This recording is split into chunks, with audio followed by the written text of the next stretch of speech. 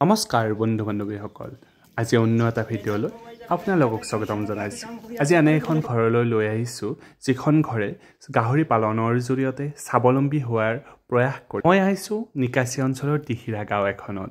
যিখন গাঁৱত আগৰ পৰা গাহৰি পালন কৰি আহিছিল যদিও পৰম্পৰা পদ্ধতিৰে পালন কৰি আহিছিল কোনো ধৰণৰ এনেকৈ গড়াল নাইবা সাইন্টিফিক মেথড কোনো এপ্লাই কৰা নাছিল তাৰ ফলত এই পশুধনসমূহ বিভিন্ন বেমাৰত আক্ৰান্ত হৈ মৃত্যুমুখত পৰা দেখিবলৈ পোৱা গৈছিল আৰু সেই সময়তে স্বেচ্ছাসেৱী অনুষ্ঠান গ্ৰাম্য বিকাশ মঞ্চই তেখেতসকলক বিভিন্ন প্ৰশিক্ষণ কাৰ্যসূচীৰ জৰিয়তে তেখেতসকলক বিভিন্ন সহায় সহযোগিতাৰে এনেকৈ এখন ফাৰ্ম গঢ়ি তোলাৰ বাবে আহ্বান জনাইছিল আৰু সেই আহ্বান মৰ্মে তেখেতসকলে এনেকৈ এখন ফাৰ্ম গঢ়ি তোলাৰ বাবে চেষ্টা কৰে তেখেতসকলে গাহৰি পালনৰ লগতেও মাছ পালনতো গুৰুত্ব প্ৰদান কৰিছে এইটো পুখুৰীত সৰুকৈ পুখুৰীটোতে মাছও পালন কৰি আহিছে বৰ্তমান ইয়াত গাহৰি 5টা মাইকী গাহৰি আছে আৰু গোটেইকেইটা প্ৰেগনেন্ট অৱস্থাত আছে আৰু কেইদিনমান পিছতে ইয়াৰ পোৱালি হ'ব অৱশ্যে এতিয়ালৈকে পোৱালিবোৰ হৈ গ'ল আপোনালোকক এই ভিডিঅ'টোৰ জৰিয়তে আগৰ আৰু এতিয়াৰ সকলোখিনি দেখাম আৰু আহক শুকান কৰি দি থাকে ন আগত কেনেকৈ দিছিল আগত যেতিয়া আপোনালোকে পৰম্পৰা পদ্ধতিত পুহিছিল তেতিয়া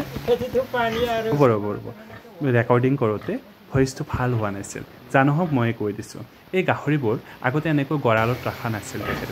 তেখেতসকলে প্ৰধানতে এটা বা দুটাহে গাহৰি পালন কৰি আহিছিল আৰু যিবোৰ ৰাখিছিল মাইকী গাহৰি ৰখা নাছিল আৰু মতা গাহৰি ৰাখিছিল এটা সময় 2 মাহ 3 মাহ পালন কৰি বিক্ৰী কৰি দিছিল যিহেতুকে বাৰিষা কালৰ আগতে তেখেতসকলে বিক্ৰী কৰি দিয়ে কাৰণ বাৰিষা কালত তাক চোৱা চিতা কৰাত বহুত কষ্ট হয় আৰু যাৰ ফলত বিভিন্ন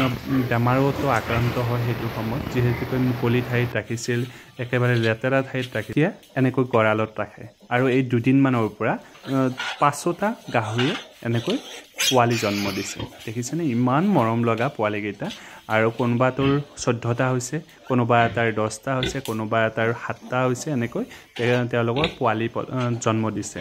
আৰু ইমান মৰম লগা হৈছে দেখিছেনে আৰু এইখিনি সময়ত ধুনীয়াকৈ তেওঁলোকক ৰখাৰ কাৰণে গৃহস্থই চেষ্টা কৰিছে চাফ চিকুণ লগতে তেওঁলোকৰ যতনখিনি লৈয়ে আছে আজিকালি অকল চাকৰিমুখী নহয় এনেকৈ ফাৰ্মৰ জৰিয়তেও জীৱিকাটো সুনিশ্চিত কৰিব পাৰি এয়া দেখিছেনে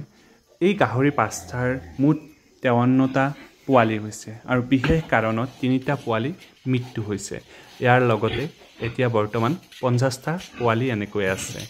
আৰু এনেকৈ পোৱালিবোৰ জন্ম পোৱাৰ পিছত গৃহস্থৰ কিমান যে আনন্দ দেখিলে ভাল লাগি যায় অৱশ্যে গৃহস্থৰ নহয় চাবলৈ যোৱা মানুহবোৰৰো ভাল লাগে এয়া দেখিছেনে ইমান সৰু সৰু পোৱালিবোৰ আৰু ইমান মৰম লগা যে মানে দেখিলে ল'বৰে মন যায় যা নহওক আৰু ইয়াৰ অন্তৰালত বহুতখিনি কষ্টও থাকে দিয়ক ফাৰ্ম এখন গঢ়ি তোলা ইমান এটা সহজো নহয় তাৰ কাৰণে বিভিন্ন ধৰণৰ নলেজো লাগে আৰু পালন কৰা আদব কায়দাও বেলেগ বেলেগ হয় সকলোৰে আৰু এখেতসকলে এনেকৈ পালন কৰিছে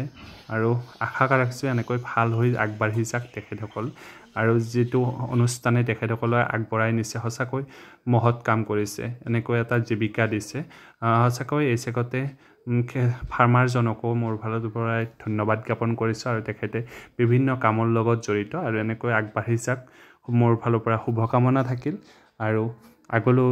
এনেকুৱা এখন ডাঙৰ ফাৰ্ম হৈ উঠক আৰু মই যাতে যাব পাৰোঁ আজিলৈ বাই বাই